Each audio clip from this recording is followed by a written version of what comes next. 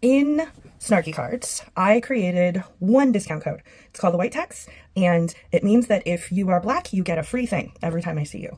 That's it. That's the whole tax. I call it the Whyt Tax because I'm sick of the burden always being placed on the penalized person. Does that make sense? Like, I know about pink taxes as a woman, right? Our clothes are more expensive. That's the pink tax.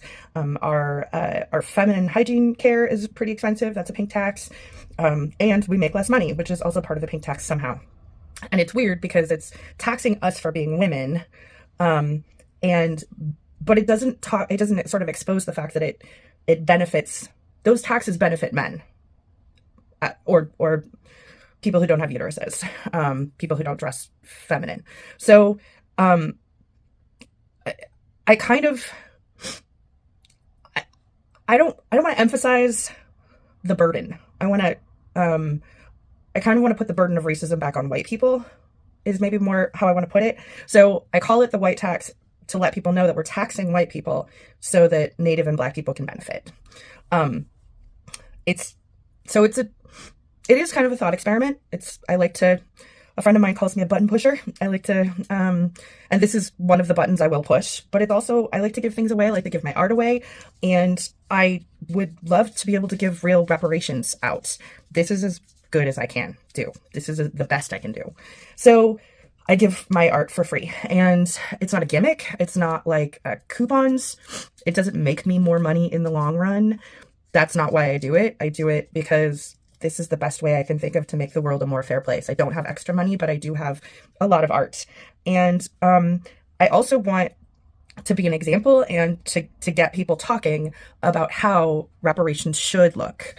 And especially right now, especially in February, I want us to be talking about what kind of reparations we would like to see in the world. Whether they're realistic or not, as an artist, it's important for me to jog your imagination and to get you thinking about the kind of world you'd like to live in. And this is part of it. Now, my Whyt Tax program, I guess you'd call it a program, it's not universally beloved. Lots of different, I mean, Black people and Native people, they're not a monolith, right? They're not one person. They're not one group. There are lots of different people in a large group. So some people have a problem with the way I present it. Some people have a problem with the concept of it. That's fine. That's cool. That's totally, I get it. And honestly, when people want to talk to me about it, I'm open to every single perspective. And I try to change so that I am respectful of every single perspective, but I like to give my art away. And Black people make, I think, like 8 cents on every white dollar or something. I read when I started this program like 5 or 6 years ago. That might be insane. That might be totally wrong, but it doesn't change the fact that there's a disproportionate number of Black men in prison, which affects Black families. It doesn't change the fact that every time there's a wealthy Black community, a wealthy white community will turn around and steal their money and then burn them down, like the Tulsa, Oklahoma incident where the American government just bombed a city because there were too many rich Black people in it. So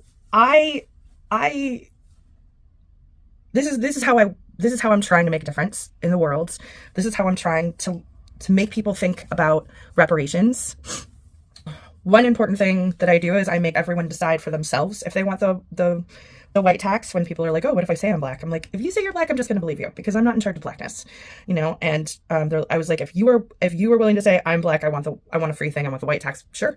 I don't find a lot of white looking people follow through on that.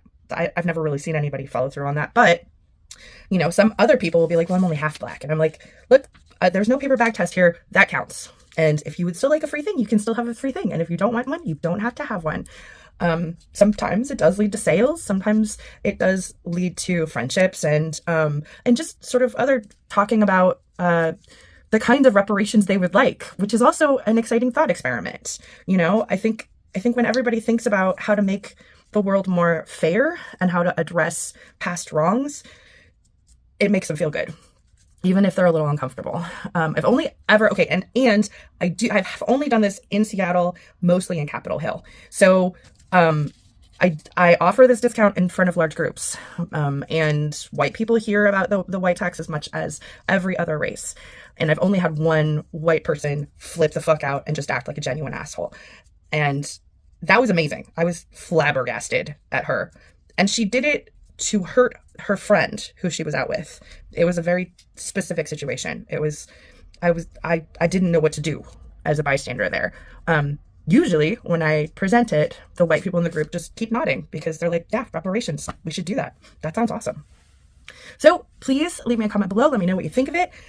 Do you think that we should do the white tax on a larger scale? If I can do it, fucking Target could do it, Walmart could do it, Amazon could do it, fucking anyone could do it, right? And I mean, economic reparations are the most important kinds because that provides security for the world.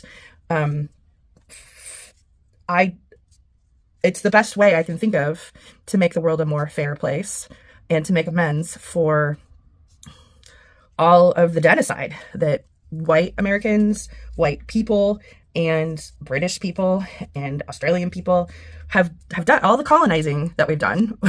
If we are really truly sorry about it, we need to show that with our actions, with our money. We need to offer security to people that we've been threatening forever. And I know America's not turning that way right now. We're going the opposite way. We're loading up some concentration camps right now. I get it. I still want you guys to imagine that this could be the world, that we could have a white tax in every place, that we can make life easier for those that we have oppressed, that we could turn the tide. So what do you think about this? Do you like it? Do you hate it? Do you see anything wrong with it? Let me know. Thanks, guys.